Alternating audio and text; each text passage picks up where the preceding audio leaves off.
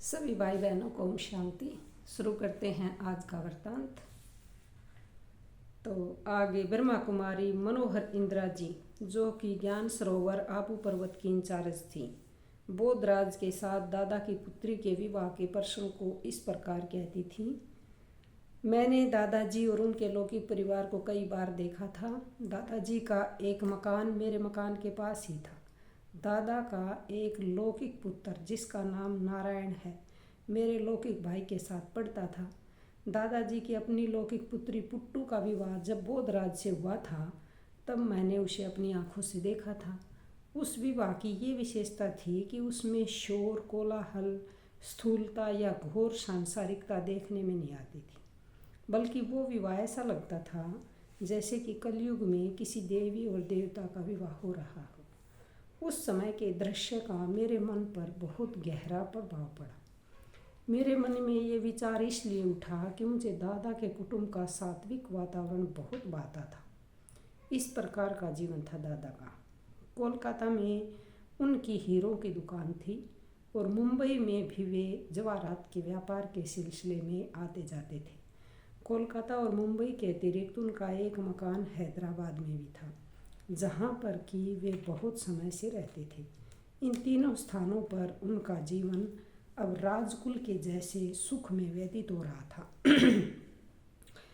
यद्यपि दादा में प्रभुनिष्ठा, दानवीरता आदि की विकसित भावना थी, तथापि अब भी घर छोड़कर वानप्रस्थी होने का संकल्प उन्हें नहीं था।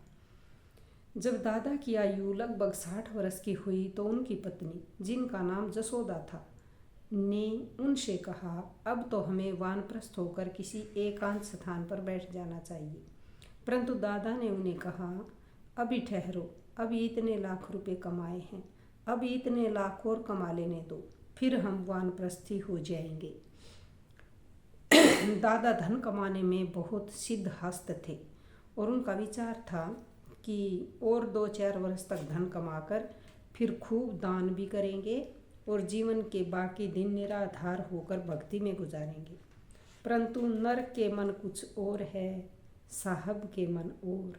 अनायास ही किसी ईश्वरीय योजना के अनुसार दादा की मनोवृत्ति संसार से उपराम हो गई। उन्हें अंतर्मुखता का अनुभव होने लगा, उन्हें एकांत ही प्रिय लगने लगा। वे मनन चिंतन में रहने लगे। तो दादा को दिव्य चक्षु का वरदान। एक दिन ऐसा आया कि जब वे मुंबई में बबुलनाथ के मंदिर के सामने वाले अपने घर के विशाल आंगन में हो रहे सत्संग में बैठे थे, तो उन्हें एक निराला ही आंतरिक अनुभव होने लगा। वे सत्संग के स्थान से उठकर अपने एक कमरे में चले गए। वहाँ बैठे हुए वे एक अलौकिक नशा सा अनुभव कर रहे थे। उन्हें शरीर का भान नहीं था। उस अवस्था में उन्हें सबसे पहले विष्णु चतुर्भुज का दिव्य साक्षात्कार हुआ। दादा ने सोचा कि गुरु ने ही ये साक्षात्कार करवाए होंगे, इसलिए उन्होंने अपने गुरु के पास जाकर बहुत खुशी में ये सब वृत्तांत सुनाया। परंतु गुरु के हाव भाव से उन्होंने समझा कि गुरु इन बातों से बिल्कुल ही अपरिचित है और दिव्य साक्षात्कार कराना उनके सामर्थ्य से बिल्कुल बाहर की बात है। अतः उनका मन अब परमपिता परमात्मा की ओर मुड़ा, जो ही वास्तव में सबका सद्गुरु है। दादा के मन में निश्चय हुआ कि दिव्य दृष्टि और दिव्य बुद्धि के दाता केवल परमात्मा हैं और उन एक ही को सच्चा गुरु मानना चाहिए। उन्हें महसूस हुआ कि परमपिता परमात्मा ही उन्हें दिव्य चक्षु रूपी वरदान दे सकते हैं। दिव्य चक्षु रूपी वरदान उन्हें परमात्मा ने दिया है। ज्योतिर्लिंगम शिव का तथा कलयुगी सृष्टि के महाविनाश का दिव्य साक्षात्कार।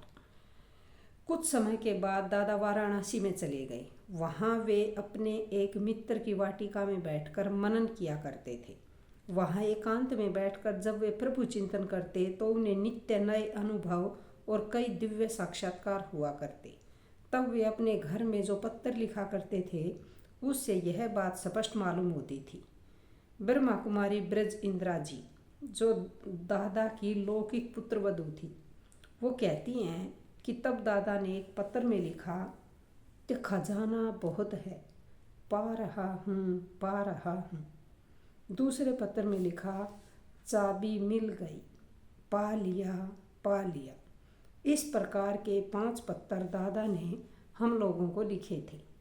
उन्हीं दिनों दादा को अनेक अलौकिक अनुभव हुए और उस स्थिति में दादा ने लिखा कि पा लिया जो था कि पाना, और क्या बाकी रहा।